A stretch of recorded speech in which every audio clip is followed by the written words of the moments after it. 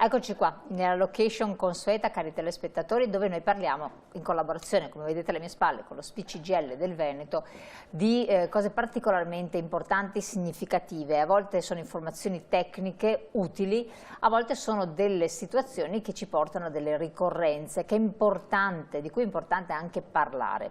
Nella fattispecie, se con me in studio c'è Rosanna Bettella, ben arrivata, ben ritrovata, parliamo di, adesso poi che è entrata più che mai attiva nel coordinamento, di donne, quindi l'occasione, la ricorrenza è quella dell'8 marzo, giornata internazionale della donna, e quindi visto che lei è responsabile del coordinamento regionale delle donne dello SPCGL, ci aiuterà a fare un po' il punto di un percorso storico in base al quale si è arrivati a questo momento, però senza tanti trionfalismi, perché in realtà 2024 si pensava di arrivarci anche con un report di numeri di un certo tipo, invece ai noi è catastrofico, quindi più che una festa, più che una celebrazione, è una grande riflessione che bisogna fare con le orecchie basse, perché certo. È triste veramente questo momento. Sì, se pensiamo che è più di un secolo che le donne, anzi vabbè, che in maniera, come dire, collettiva, diciamo che le donne stanno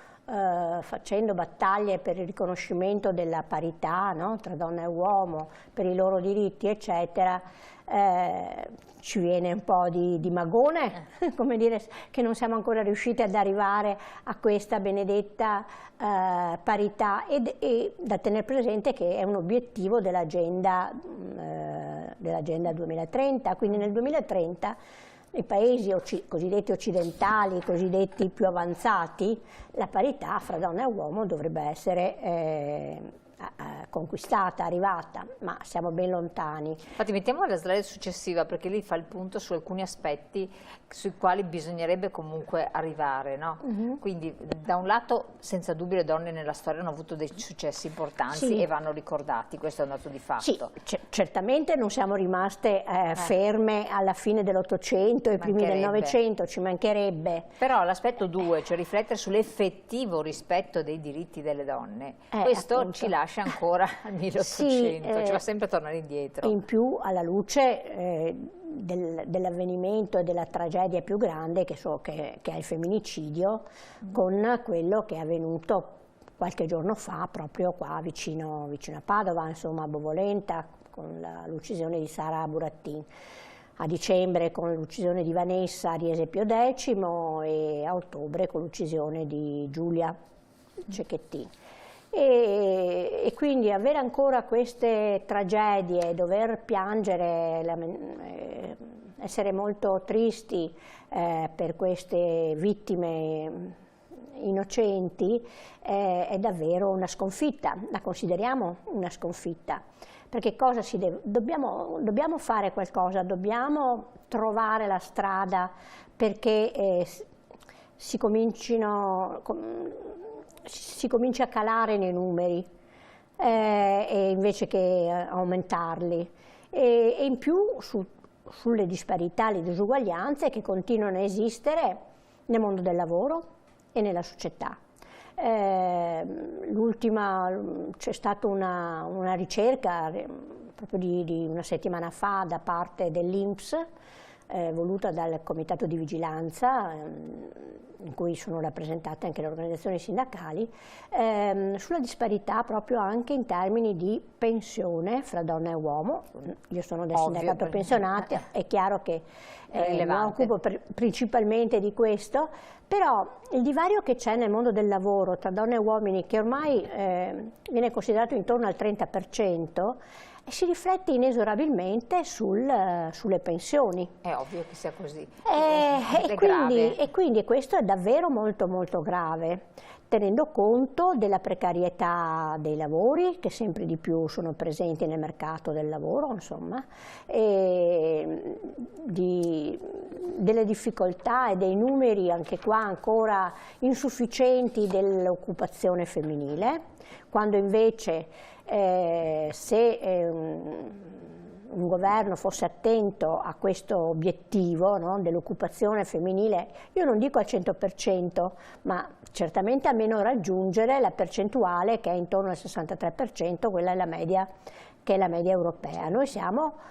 al 42-43%, infatti, intanto un po' più alti nel Veneto, però perché è una delle regioni in cui ci sono più fabbriche, più aziende, più, insomma. Bisogna vedere le condizioni però a questo punto con cui però, uno assume. appunto, e le condizioni continuano ad essere disparitarie, diseguali, perché? Perché poi a livello sociale e familiare non c'è una condivisione degli oneri della cura che ricade solo ed esclusivamente ancora una volta sulle spalle delle donne, mentre la cura bisogna che tutti, donne e uomini, se la mettano in testa, la cura è a carico di tutti.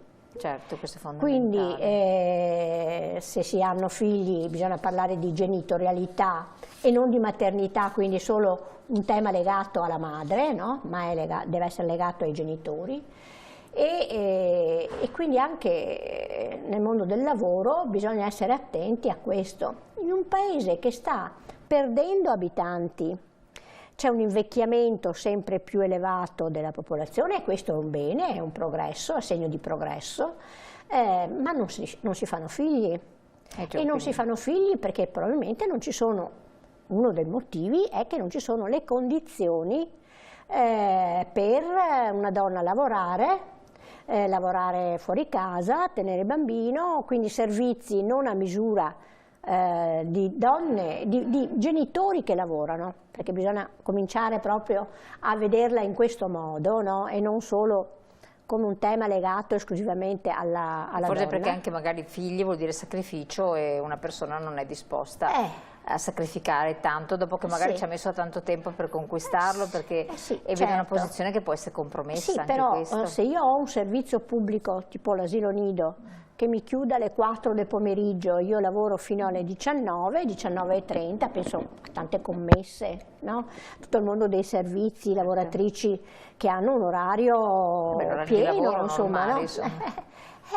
Com'è che allora subentrano i nonni, ma ripeto, anche qua anziani sempre più anziani, meno quindi anche maggior presenza di non autosufficienza, quindi il carico di cura a cui non riesce a far fronte lo Stato, purtroppo, ricade ancora una volta sulle famiglie, ma in particolar modo sulle donne. E quindi è quasi un cane che si morde la coda e che crea e fa aumentare le disuguaglianze invece che attenuarle, e invece che arrivare a quell'obiettivo che nel 2030 ci ha imposto. Io non lo so, manca, è domani, insomma, no, il 2030. Ma in Europa come vanno le cose? Beh, diciamo che noi siamo un po' fanalino di coda rispetto a questa cosa. Vuoi perché non ci sono politiche... Interrompo solo un attimo perché intanto vediamo la slide che parla... Se voi telespettatori volete darci una letta per conto vostro, anche per curiosità, le origini della ricorrenza, magari noi non andiamo a soffermarci su questo, però sono sempre cose interessanti, culturali, sono cultura, per cui lasciamola pure lì e scorriamola fino a... ecco, diciamo che rispetto alla storia, alle origini della ricorrenza, io però quello che mi auguro è che non vada persa, che deve essere comunque difesa e mantenuta. Perché? Perché appunto ci ricorda intanto i sacrifici di tante donne, le lotte che hanno fatto tante donne, e le hanno fatte in condizioni assolutamente non paragonabili a quelle di adesso. Pensiamo ai primi del Novecento, pensiamo a una... è stata fatta un'assemblea durante un raduno di oltre 1300 donne all'Aia nel 1915, in piena, quando stava per scoppiare la guerra, ed erano provenienti da oltre 12 paesi, ma per ribadire i diritti delle donne e il no alla guerra. Quanto è attuale questo monito? Qui nel no? 1917, il 23 febbraio, sì. 8 marzo nel calendario gregoriano, le donne in Russia protestano e scioperano per pane e pace. 4 giorni dopo lo zar si dimette e concede il diritto al voto alle donne. Sì, quindi quando le donne davvero si mettono insieme e combattono per un obiettivo comune, per un ideale comune, poi alla fine ce la fanno. Certo. Però il riconoscimento di questa giornata, anche questo è interessante da sottolineare, è ufficialmente riconosciuta dalle Nazioni Unite nel 1977 e viene proclamata, e anche questo è importante, come giornata per i diritti delle donne e la pace internazionale. Quindi questo connubio donne e pace dobbiamo sottolinearlo di più, perché la guerra la fanno gli uomini, non la fanno le donne. I soldati sono... Adesso dipende sì, dalla realtà. ma sono uomini. Comunque e quindi davvero questo connubio dobbiamo sottolinearlo e tenerlo sempre a mente. E non è un caso che poi c'è l'associazione Donne in Nero, ci sono le associazioni, tante associazioni femminili e femministe che si battono proprio per la pace. 8 marzo 2024, investire nelle donne, accelerare il progresso, e quindi l'unico modo per assicurarci economie prospere e giuste e un pianeta in salute per le future generazioni è investire, garantire i diritti sostanzialmente delle donne. Sì. Questo è importante. Poi nella slide successiva abbiamo tutte le locandine radunate. Sì, sono una piccolissima parte. tutte, alcune delle principali. Perché davvero, siccome i coordinamenti donne dello SPCGL sono in ogni territorio, sia a livello provinciale che a livello di Lega. E davvero c'è una rincorsa ogni anno a mettere in campo iniziative, ma poi c'è un'iniziativa che avviene in molte realtà, che è quella, il giorno dell'8 marzo, andare a incontrare le donne che sono ricoverate nelle RSA, nelle case di riposo, cosiddette case di riposo. Uno scambio di doni, le primule, le mimose, ma anche raccontare storie, portare magari un piccolo spettacolino in alcune realtà, insomma è questa vicinanza, no? Questa sorellanza, ecco, certo. chiamiamola così, è una bellissima che iniziativa, è davvero anche molto significativa e molto importante. Bene, Rossana Bettelli, il tempo è volato, è importante che abbiamo ricordato questo momento con le sue tappe di crescita, si auspicava di crescita e di evoluzione, se non altro facciamo delle considerazioni e riflessioni, e ringraziamo il coordinamento delle donne a livello nazionale dello SPCGL, quello Veneto poi in modo particolare, per tutte le iniziative. Vi auguriamo buon lavoro perché ce n'è da fare, e a voi naturalmente, cari telespettatori, lascio la pubblicità, buon proseguimento, perché noi ci vediamo dopo per approfondire altre tematiche, tutte sempre molto interessanti.